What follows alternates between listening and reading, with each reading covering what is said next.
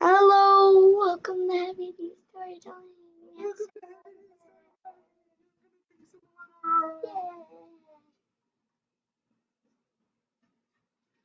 Hello, welcome to Heavy D Storytelling. How are you doing today?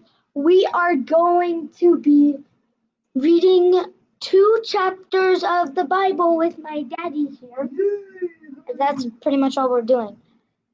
No, that's not what we're doing. Also, we are reading a new book today. New book. And this is the oldest new book that we've read so far. Yeah. So, the name of this book is, Kenny, have you sent out the notifications?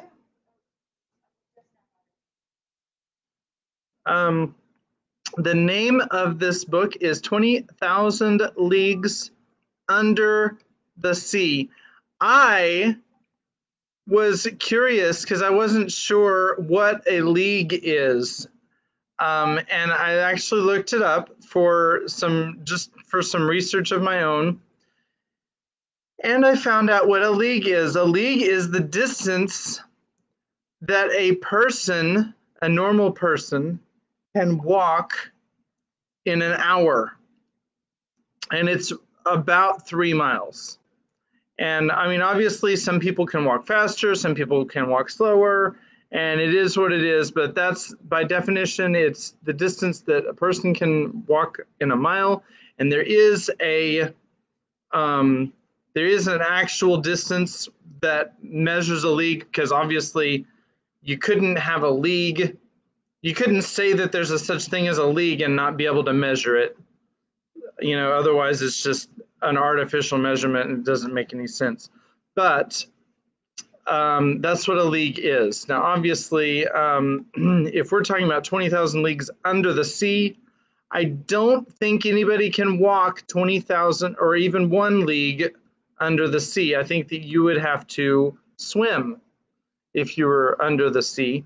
So it might be interesting to find out what this story is about. But this book is by Jules Verne. We're going to start with the Bible today. We left off with Genesis chapter. I know we're a little behind because we took the weekend off, but we're going to start with Genesis chapter 23. All right. Sarah lived 127 years. Sorry, I forgot to post the... I don't know if anybody actually looks at this, but I want you to be able to follow along. So there it is. Okay, this is the English Standard Version of the Bible, and there's the link on Bible Hub if you want to follow along. Sarah lived 127 years. These were the years of the life of Sarah, and Sarah died at Kiriath Arba, that is Hebron, in the land of Canaan. And Abraham went in to mourn for Sarah and to weep for her. And Abraham rose up from before his dead and said to the Hittites, I am a sojourner and a foreigner among you. Give me property among you for a burying place, that I may bury my dead out of my sight. The Hittites answered Abraham, Hear us, my lord. You are a prince of God among us. Bury your dead in the choicest of our tombs. None of us will withhold from you his tomb to hinder you from burying your dead. Abraham rose and bowed to the Hittites, the people of the land, and he said to them, If you are willing that I should bury my dead out of my sight, hear me and entreat for me Ephron, the son of Zohar, that he may give me the cave of Machpelah, which he owns. It is at the end of his field. For the full price, let him give it to me in your presence as property for a burying place. Now Ephron was sitting among the Hittites, and Ephron the Hittite answered Abraham in the hearing of the Hittites of all who went in at the gate of his city, No, my lord, hear me. I give you the field, and I give you the cave that is in it. In the sight of the sons of my people, I give it to you. Bury your dead. Then Abraham bowed down before the people of the land, and he said to Ephron in the hearing of the people of the land, But if you will hear me, I give the price of the field, accept it from me, that I may bury my dead there. Ephron answered Abraham, My lord, listen to me. A piece of land is worth 400 shekels of silver. What is that between you and me? Bury your dead. Abraham listened to Ephron, and Abraham weighed out for Ephron the silver that he had named in the hearing of the Hittites, 400 shekels of silver, according to the weights current among the merchants. So the field of Ephron in Machpelah, which was to the east of Mamre, I can't pronounce that, Mamre, the field with the cave that was in it, and all the trees that were in the field, throughout its whole area, was made over to Abraham as a possession in the presence of the Hittites before all who went in at the gate of his city. After this, Abraham buried Sarah his wife in the cave of the field of Machpelah, east of Mamre, that is Hebron, in the land of Canaan. The field and the cave that is in it were made over to Abraham as property for a burying place by the Hittites. Why on earth, this always confused me, why on earth did Moses, remember Moses wrote this, spend a whole chapter writing about this burial place for Abraham, for Sarah, that eventually became for Abraham and for others also. But what you have to remember is that these books were written and given to the Israelites right before they crossed into the Promised Land, and so this was a place that they were going to go to in the Promised Land. So it's just something to think about there. All right, so we're going to keep going. Genesis 24. This is the story of Rebecca. Yay! Who is here? She said, "Hey guys." Hey Rebecca. We're going to read about your story. Here we are. Yeah, incidentally, it is why we named her Rebecca. Okay, this is what Mom just said. What? Listen, I can't hear you when you're talking to me from the other room, okay? I'm trying to do a live stream. The name character is Rebecca, yes. Kim, did you want to talk to me? Okay, I'm getting a lot of interruptions right now. JJ's talking to me and Kimmy's talking to me. So,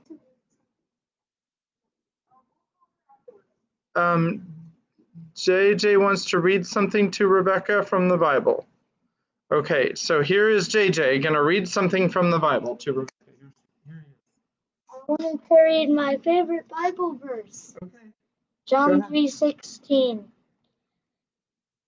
For God so loved the world that he gave his only begotten Son, that whoever believes in him shall not perish but have everlasting life.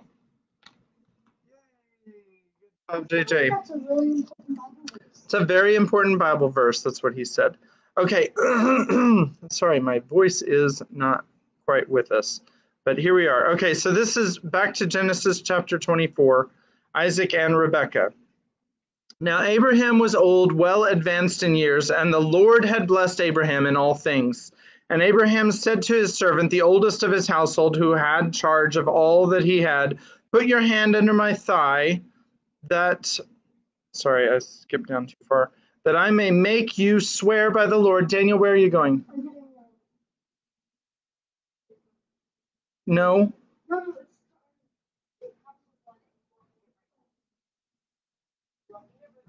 Okay, I'm going to start over. Now Abraham was old, well advanced in years, and the Lord had blessed Abraham in all things. And Abraham said to his servant, the oldest of his household, who had charge of all that he had, put your hand under my thigh, that I may make you swear by the Lord, the God of heaven and the God of the earth, that you will not take a wife for my son from the daughters of the Canaanites among whom I dwell, but will go to my country and to my kindred and take a wife for my son Isaac. The servant said to him, perhaps the woman may not be willing to follow me to this land. Must I then take your son back to the land from which you came? Abraham said, see to it that you do not take my son back there. The Lord, the God of heaven, who took me from my father's house and from the land of my kindred, and who spoke to me and swore to me, to your offspring I will give this land, he will send his angel before you, and you shall take a wife for my son from there. But if the woman is not willing to follow you, then you will be free from this oath of mine. Only you must not take my son back there. So the servant put his hand under the thigh of Abraham, his master, and swore to him concerning this matter.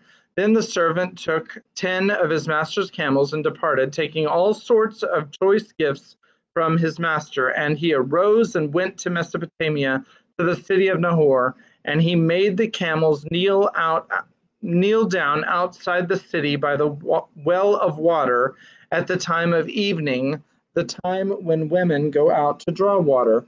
And he said, O Lord, God of my master Abraham, please grant me success today, and show steadfast love to my master Abraham. Behold, I am standing by the spring of water, and the daughters of the men of the city are coming out to draw water. Let the young woman to whom I shall say, Please let down your jar that I may drink, and who shall say, Drink, and I will water your camels. Let her be the one whom you have appointed for your servant Isaac. By this I shall know that you have shown steadfast love to my master. Before he had finished speaking, behold, Rebekah, who was born to Bethuel, the son of Milcah, the wife of Nahor, Abraham's brother, came out with her water jar on her shoulder. The young woman was very attractive in appearance, a maiden whom no man had known. She went down to the spring and filled her jar and came up. Then the servant ran to meet her and said, Please give me a little water to drink from your jar. She said, Drink, my lord, and she quickly let down her jar upon her hand and gave him a drink. When she had finished giving him a drink, she said, I will draw water for your camels also until they have finished drinking. So she quickly emptied her jar into the trough and ran again to the well to draw water, and she drew for all his camels. The man gazed at her in silence to learn whether the Lord had prospered his journey or not. When the camels had finished drinking, the man took a gold ring weighing a half shekel, and 2 bracelets for her arms weighing 10 gold shekels, and said, Please tell me whose daughter you are. Is there room in your father's house for us to spend the night? She said to him, I am the daughter of Bethuel, the son of Milcah, whom she bore to Nahor. She added, We have plenty of both straw and fodder, and room to spend the night. The man bowed his head and worshipped the Lord, and said, Blessed be the Lord, the God of my master Abraham, who has not forsaken his steadfast love and his faithfulness toward my master. As for me, the Lord has led me in the way to the house of my master's kinsman. Then the young woman ran and told her mother's household about these things. Rebekah had a brother whose name was Laban. Laban ran out toward the man to the spring. As soon as he saw the ring and the bracelets on the sister's arms, he heard the words of Rebekah his sister. Thus the man spoke to me. He went to the man, and behold, he was standing by the camels at the spring. He said, Come in, O blessed of the Lord. Why do you stand outside? For I have prepared the house and a place for the camels. So the man came to the house and unharnessed the camels and gave straw and fodder to the camels, and there was water to wash his feet and the feet of the men who were with him. Then food was set before him to eat, but he said, I will not eat until I have said what I have to say. He said, Speak on. So he said, I am Abraham's servant. The Lord has greatly blessed my master, and he has become great. He has given him flocks and herds, silver and gold, male servants and female servants, camels and donkeys. And Sarah, my master's wife, bore a son to my master when she was old, and to him he has given all that he has. My master made me swear, saying, You shall not take a wife for my son from the daughters of the Canaanites in whose land I dwell, but you shall go to my father's house and to my clan and take a wife for my son. I said to my master, Perhaps the woman would not follow me. But he said to me, The Lord before whom I have walked will send his angel with you and prosper your way. You shall take a wife for my son, from my clan, and from my father's house. Then you will be free from my oath when you come to my clan, and if they will not give her to you, you will be free from my oath. I came today to the spring and said, O Lord, the God of my master Abraham, if now you are prospering the way that I go, behold, I am standing by the spring of water. let the virgin who comes out to draw water, to whom I shall say, please give me a little water from your jar to drink, and who will say to me, drink, and I will draw for your camels also. Let her be the woman whom the Lord has appointed for my master's son. Before I had finished speaking in my heart, behold, Rebekah came out with her water jar on her shoulder, and she went down to the water and to the spring and drew water. I said to her, please let me drink. She quickly let down her jar from her shoulder and said, drink, and I will give your camels drink also. So I drank, and she gave the camels drink also. Then I asked her, whose daughter are you? She said, the daughter of Bethuel, Nahor's son, whom Milcah bore to him. So I put the ring on her nose and the bracelets on her arms. Then I bowed my head and worshipped the Lord and blessed the Lord, the God of my master Abraham, who had led me by the right way to take the daughter of my master's kinsman for his son. Now then, if you are going to show steadfast love and faithfulness to my master, tell me, and if not, tell me, that I may turn to the right hand or to the left. Then Laban and Bethuel answered and said, the thing has come from the Lord. We cannot speak to you bad or good. Behold, Rebekah is before you. Take her and go, and let her be the wife of your master's son, as the Lord has spoken. When Abraham's servant heard the words, he bowed himself to the earth before the Lord. And the servant brought out jewelry of silver and of gold and garments, and gave them to Rebekah. He also gave to her brother and to her mother costly ornaments. And he and the men who were with him ate and drank, and they spent the night there. When they arose in the morning, he said, send me away to my master. Her brother and her mother said, let the young woman remain with us a while, at least 10 days. After that she may go. But he said to them, do not delay me, since the Lord has prospered my way. Send me away, that I may go to my master. They said, let us call the young woman and ask her. And they called Rebekah and said to her, will you go with this man? She said, I will go. So they sent away Rebekah their sister and her nurse, and Abraham's servant and his men. And they blessed Rebekah and said to her, our sister, may you become thousands of 10,000s, and may your offspring possess the gate of those who hate him. Then Rebekah and her young women arose and rode on the camels and followed the man. Thus the servant took Rebekah and went his way. Now Isaac had returned from Beer-lahai-roi and was dwelling in the Negeb. And Isaac went out to meditate in the field toward evening, and he lifted up his eyes and saw, and behold, there were camels coming. And Rebekah lifted up her eyes, and when she saw Isaac, she dismounted from the camel and said to the servant, who is that man walking in the field to meet us? The servant said, it is my master. So she took her veil and covered herself. And the servant told Isaac all the things that he had done. Then Isaac brought her into the tent of Sarah his mother, and took Rebekah, and she became his wife, and he loved her. So Isaac was comforted after his mother's death. And tomorrow we will read Genesis 25, which is talking about Abraham's death, and so on, what happens after that. So that is our Bible story for today. Daniel, where are you going? Not right now. We're reading, it's story time, and then it's bedtime. Okay, there's too many distractions. We'll have to start the story tomorrow, I guess. What?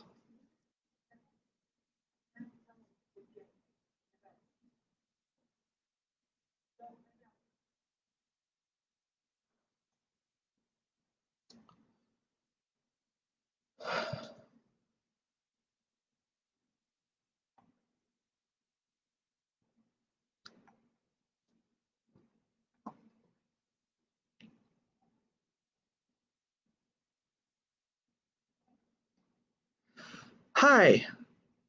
So we are now 20 minutes into our thing because I rambled too much. I did want to say we are going to have a contest, and it's either going to probably be tomorrow or Wednesday, in which the kids are going to design some windows for a submarine, and we're going to let the people on the live stream and the other the people that are on the live stream and the people that listen to it later can vote on their favorite of the submarine windows, and then we'll have them while it'll be right here on the wall. So be nice. Okay, so without further ado, let's get started. 20,000 Leagues Under the Sea by Jules Verne, Part 1, and this is Chapter 1, A Shifting Reef. The year 1866 was signalized by a remarkable incident, a mysterious and puzzling phenomenon which doubtless no one has yet forgotten, not to mention rumors which agitated the maritime population and excited the public mind. Even in the interior of continents, seafaring men were particularly excited. Merchants, common sailors, captains of vessels, skippers, both of Europe and America, naval officers of all countries, and the governors of several states on the two continents were deeply interested in the matter. For some time past, vessels had been met by an enormous thing, a long object, spindle-shaped, occasionally phosphorescent, and infinitely larger and more rapid in its movements than a whale. The facts relating to this apparition, entered in various logbooks, agreed in most respects as to the shape of the object or creature in question, the untiring rapidity of its movement, its surprising power of locomotion, and the peculiar life with which it seemed endowed. If it was a whale, it surpassed in size all those hitherto classified in science. Taking into consideration the mean of observations made at divers times, rejecting the timid estimate of those who assigned to this object a length of 200 feet, equally with the exaggerated opinions which set it down as a mile in width and 3 in length, we might fairly conclude that this mysterious being surpassed greatly all dimensions admitted by the learned ones of the day, if it existed at all. And that it did exist was an undeniable fact, and with that tendency which disposes the human mind in favor of the marvelous, we can understand the excitement produced in the entire world by this supernatural apparition. As to classing it in the list of fables, the idea was out of the question. On the 20th of July, 1866, the steamer Governor Higginson of the Calcutta and Burnett Steam Navigation Company had met this moving mass 5 miles off the east coast of Australia. Captain Baker thought at first that he was in the presence of an unknown sandbank, and even he prepared to determine its exact position when 2 columns of water projected by the mysterious object shot with a hissing noise 150 feet up into the air. Now, unless the sandbank had been submitted to the intermittent eruption of a geyser, the Governor Higginson had to do neither more nor less than with an aquatic mammal, unknown till then, which threw up from its blowholes columns of water mixed with air and vapor. Similar facts were observed on the 23rd of July of the same year in the Pacific Ocean by the Columbus of the West India and Pacific Steam Navigation Company. But this extraordinary creature could transport itself from one place to another with surprising velocity, as in an interval of 3 days. The Governor Higginson and the Columbus had observed it at 2 different points in the chart, separated by a distance of more than 700 nautical leagues. 15 days later, 2,000 miles farther off, the Helvetia of the Compagnie Nationale and the Shannon of the Royal Mail Steamship Company, sailing to windward in that portion of the Atlantic lying between the United States and Europe, respectively signaled the monster to each other at 42 degrees 15 minutes north latitude and 60 degrees 35 minutes west longitude.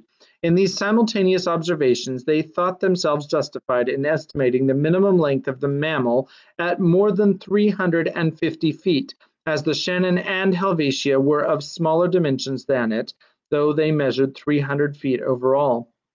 Now the largest whales, those which frequent those parts of the sea around the Aleutian, Kalumac and Gullich Islands, have never exceeded the length of 60 yards, if they attain that. In every place of great resort, the monster was the fashion. They sang of it in the cafes, ridiculed it in the papers, and represented it on the stage. All kinds of stories were circulating regarding it.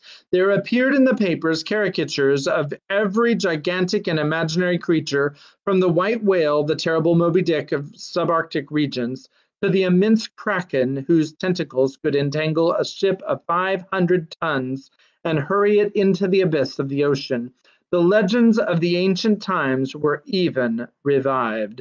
Then burst forth the unending argument between the believers and the unbelievers in the societies of the wise and the scientific journals. The question of the monster inflamed all minds. Editors of scientific journals, quarreling with believers in the supernatural, spilled seas of ink during this memorial campaign, some even drawing blood, for from the sea serpent they came to direct personalities. During the first months of the year 1867, the question seemed buried, never to revive, when new facts were brought before the public.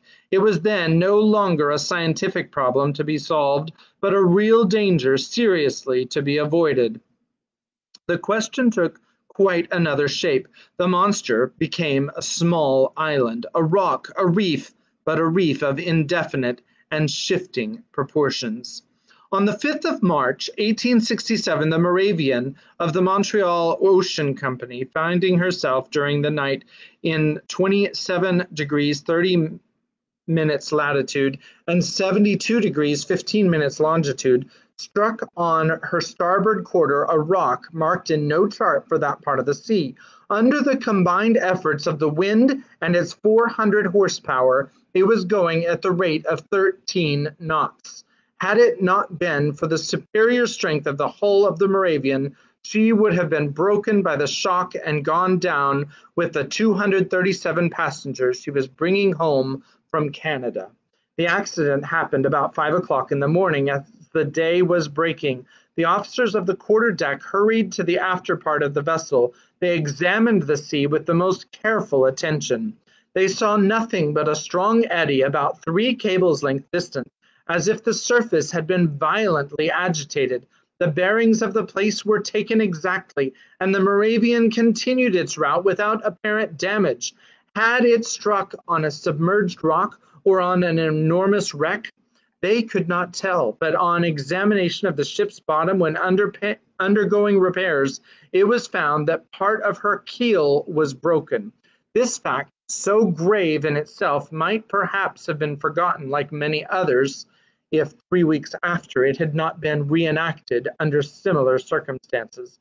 But, thanks to the nationality of the victim of the shock, thanks to the reputation of the company to which the vessel belonged, the circumstance became extensively circulated. The 13th of April, 1867, the sea being beautiful, the breeze favorable, the Scotia, the Cunard Company's line, found herself at 15 degrees 12 minutes longitude and 45 degrees 37 minutes latitude.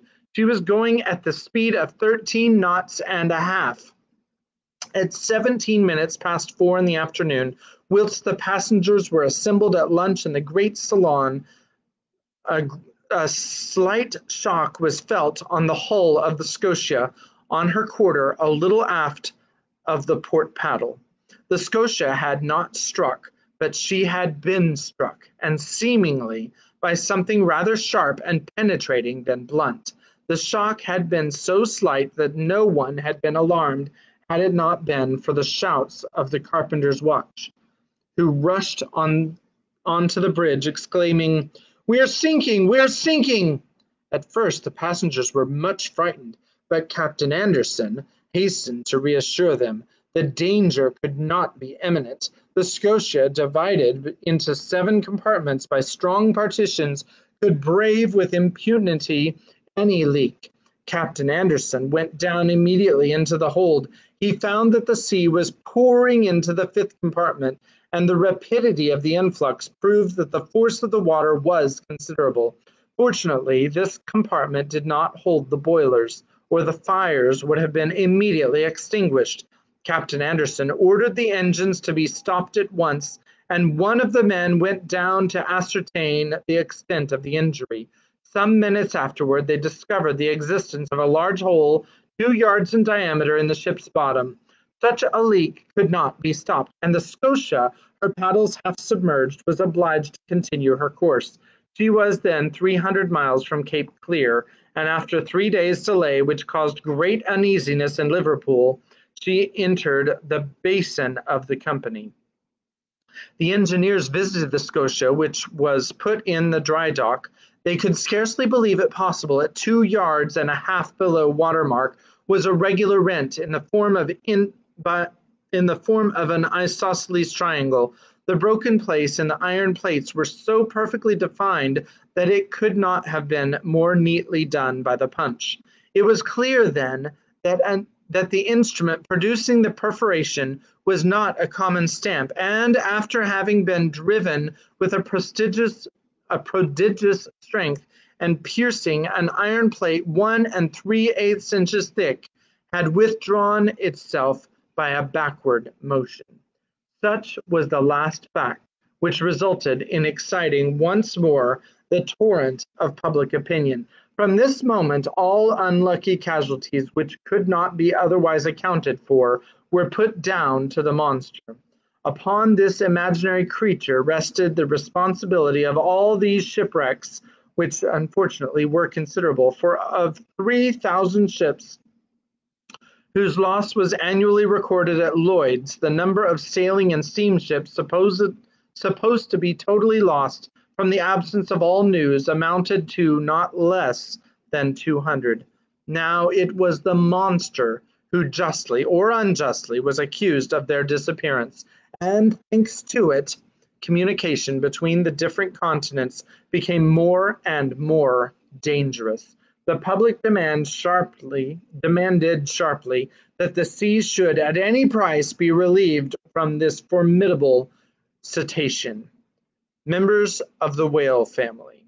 Chapter 2, Pro and Con. Oh, cetacean is a member of the whale family. Okay. So, sorry, that was like a ending note. Chapter 2, Pro and Con. Let's just keep going. At the period when these events took place, I had just returned from a scientific research in the disagreeable territory of Nebraska in the United States. In virtue of my office as assistant professor in the Museum of Natural History in Paris, the French government had attached me to that expedition. After 6 months in Nebraska, I arrived in New York toward the end of March, laden with a precious collection. My departure for France was fixed for the first days in May.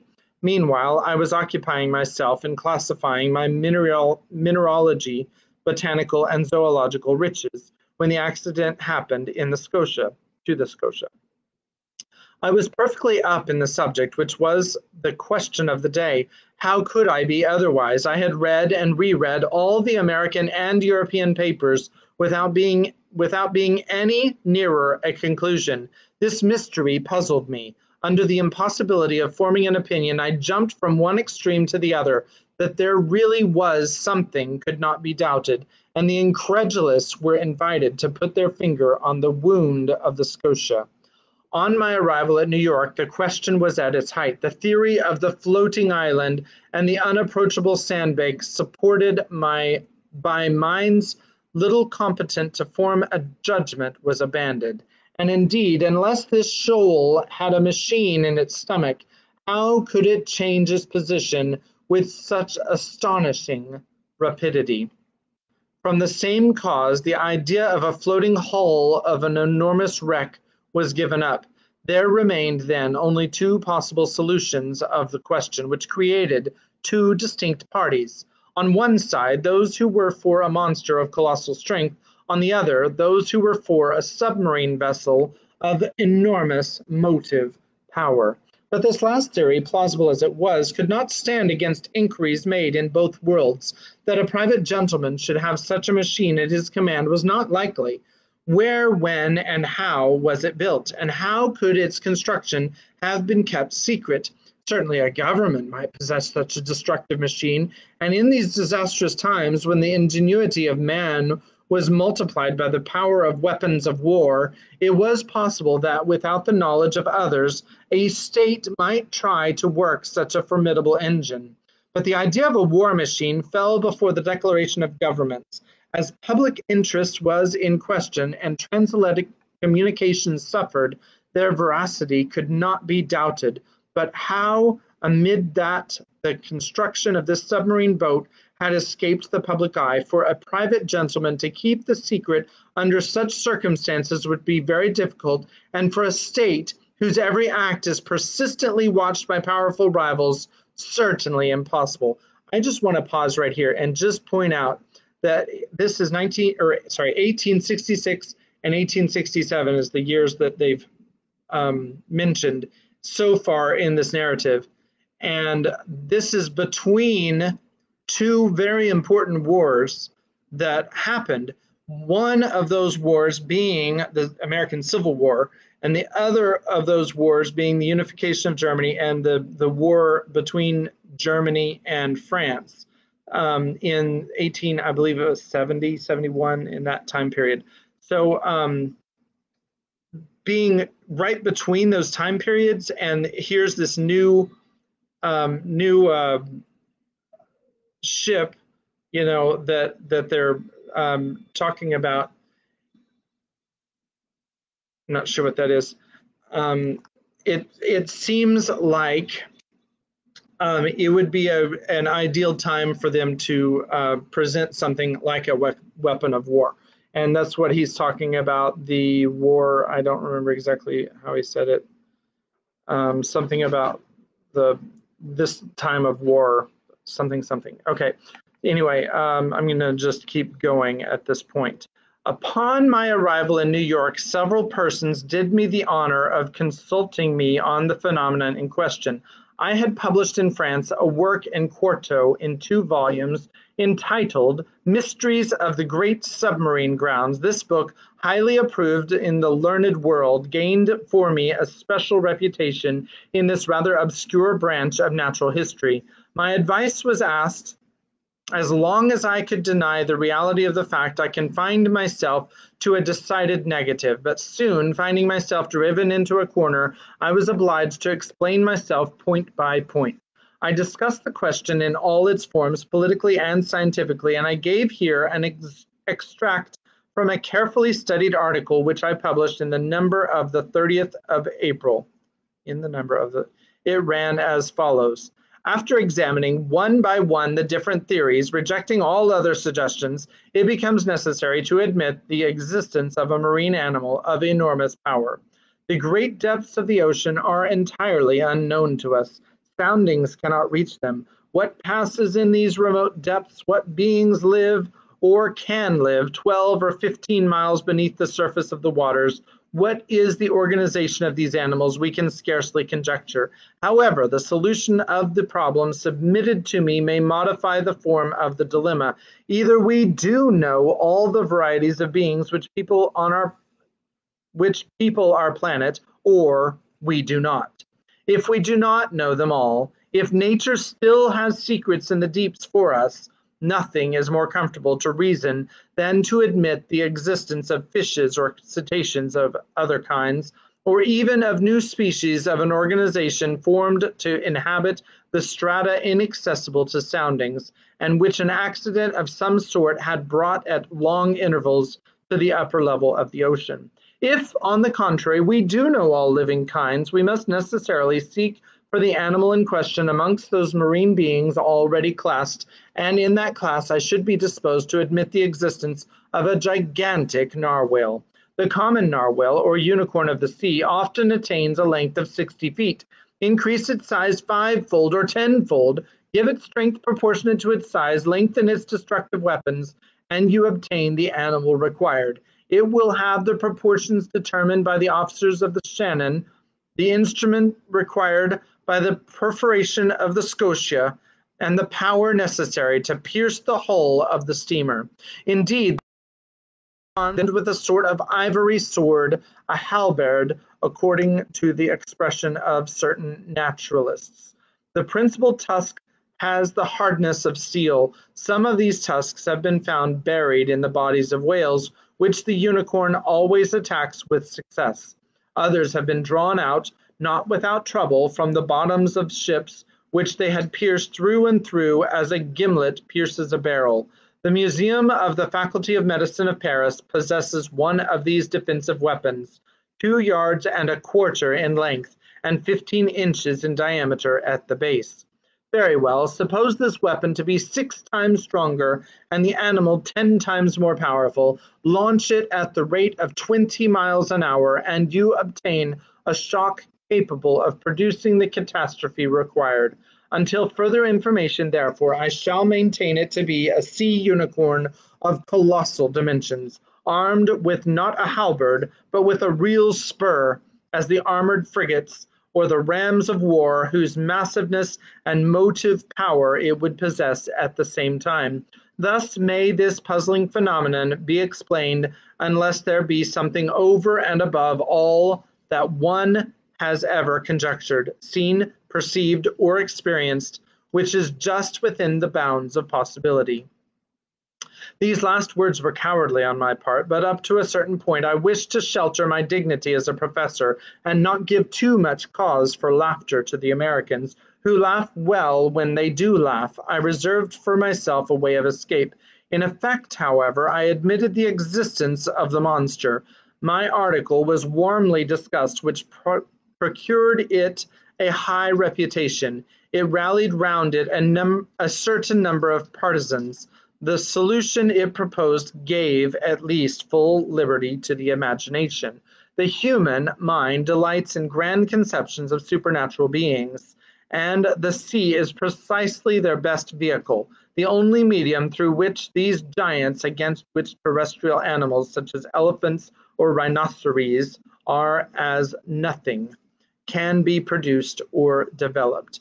The industrial and commercial papers treated the question chiefly from this point of view. The Shipping and Mercantile Gazette, the Lloyd's List, the Packet Boat, the Maritime and Colonial Review, all papers devoted to insurance companies, which threatened to raise their rates of premium, were unanimous on this point. Public opinion had been pronounced. The United States were the first in the field, and in New York, they made preparations for an expedition destined to pursue this narwhale.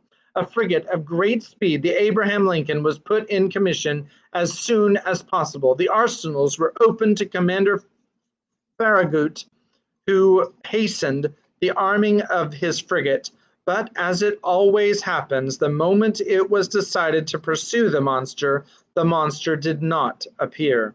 For 2 months, no one heard it spoken of. No ship met with it. It seemed as if this unicorn knew the plots weaving around it. It had been so much talked of, even through the Atlantic cable, that jesters pretended that this slender fly had stopped a telegram on its passage and was making the most of it. So when the frigate had been armed for a long campaign and provided with formidable fishing apparatus, no one could tell what course to pursue. Impatience grew apace when, on the 2nd of July, they learned that a steamer of the line of San Francisco from California to Shanghai had seen the animal 3 weeks before in the North Pacific Ocean.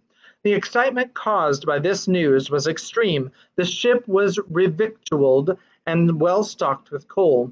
3 hours before the Abraham Lincoln left Brooklyn Pier, I received a letter worded as follows. To Monsieur Aronnax, Professor of the Museum of Paris, 5th Avenue Hotel, New York. Sir, if you will consent to join the Abraham Lincoln on this expedition, the government of the United States will with pleasure see France represented in the enterprise. Commander Farragut has a cabin at your disposal. Very cordially yours, J.B. Hobson, Secretary of Marine. And chapter 3 is called I Form My Resolution. Let's just scroll down real quickly, see how long this is. Actually, I think we can do it. We'll get 3 chapters in. I form my resolution. 3 seconds before the arrival of the J.B. Hobson's letter, I no more thought of pursuing the Unicorn than of attempting the passage of the North Sea. 3 seconds after reading the letter of the Honorable Secretary of the Marine, I felt that my true vocation, the sole end of my life, was to chase this disturbing monster and purge it from the world. But I had just returned from a fatiguing journey, weary and longing for repose. I aspired to nothing more than again seeing my country, my friends, my little lodging by the Jardin de Blanc, my dear and precious collections, but nothing could keep me back. I forgot all, fatigue, friends, and collections, and accepted without hesitation the offer of the American government. Besides, thought I, all roads lead back to Europe, and the Unicorn may be amiable enough to hurry me toward the coast of France. This worthy animal may allow itself to be caught in the seas of Europe for my particular benefit, and I will not bring back less than half a yard of his ivory halberd to the Museum of Natural History. But in the meanwhile, I must seek this narwhal to the North Pacific Ocean, which to return to France was taking the road, the Antipodes. Consul, I called in an impatient voice. Consul was my servant, a true, devoted Flemish boy who had accompanied me in all my travels. I liked him, and he returned the liking well. He was quiet by nature, regular from principle, zealous from habit, evincing little disturbance at the different surprises of life, very quick with his hands, and apt at any service required of him, and, despite his name, never giving advice, even when asking for it. Consul had followed me for the last 10 years wherever science led. Never once did he complain of the length or fatigue of a journey, never make an objection to pack his portmanteau for whatever country it might be, or however far away, whether China or Congo. Besides all this, he had good health, which defied all sickness, and solid muscles, but no nerves. Good morals are understood. This boy was 30 years old, and his age to that of his master as 15 to 20. May I be excused for saying that I was 40 years old. But Consul had one fault. He was ceremonious to a degree, and would never speak to me but in the third person, which was sometimes provoking. Consul, said I again, beginning with feverish hands to make preparations for my departure. Certainly, I was sure of this devoted boy. As a rule, I never asked him if it were convenient for him not to follow me in my travels. But this time the expedition in question might be prolonged, and the enterprise might be hazardous in pursuit of an animal capable of sinking a frigate as easily as a nutshell. Here there was matter for reflection even to the most impassive man in the world. What would Consul say? Consul, I called a third time. Consul appeared. Did you call, sir? Said he, entering. Yes, my boy, make preparations for me and yourself too. We leave in 2 hours. As you please, sir, replied Consul quietly. Not an instant to lose. Lock in my trunk all traveling utensils, coats, shirts, and stockings, without counting, as many as you can, and make haste. And your collections, sir, observed Consul. They will keep them at the hotel.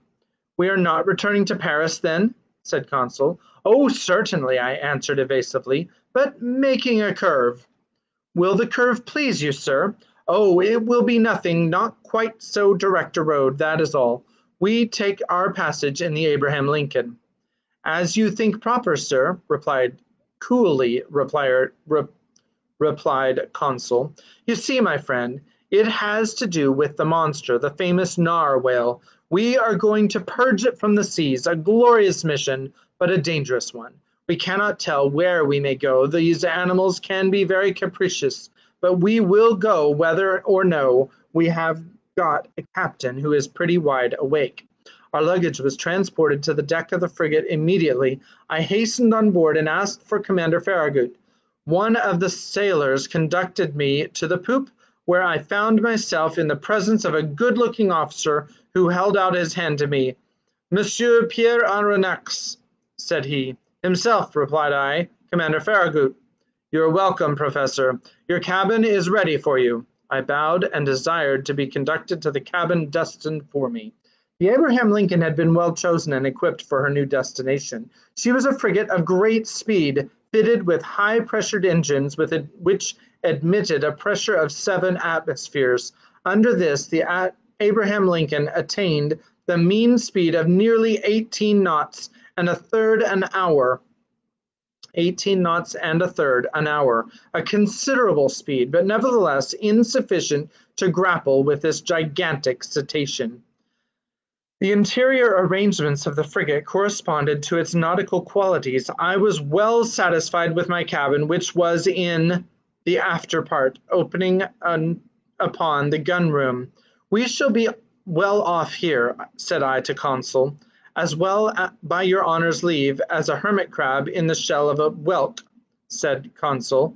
I left Consul to stow our trunks conveniently away and remounted the poop in order to survey the preparations for departure.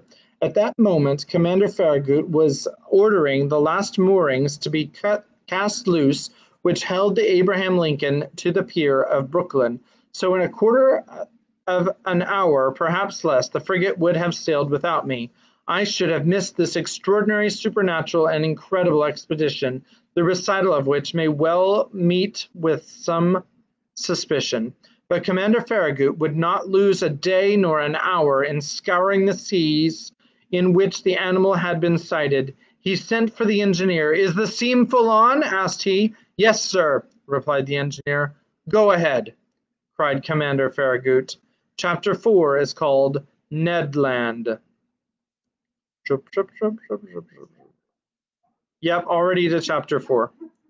And this one's a little bit longer, so we're going to save that one for tomorrow. I don't know. Okay, so we're going to read chapter 4 tomorrow, which is called Ned Land, and the first word, we're back to first word again, is captain. So I hope that you join us again tomorrow, and we are looking forward to reading with you 20,000 Leagues Under the Sea. All right, God bless you. Have a good night.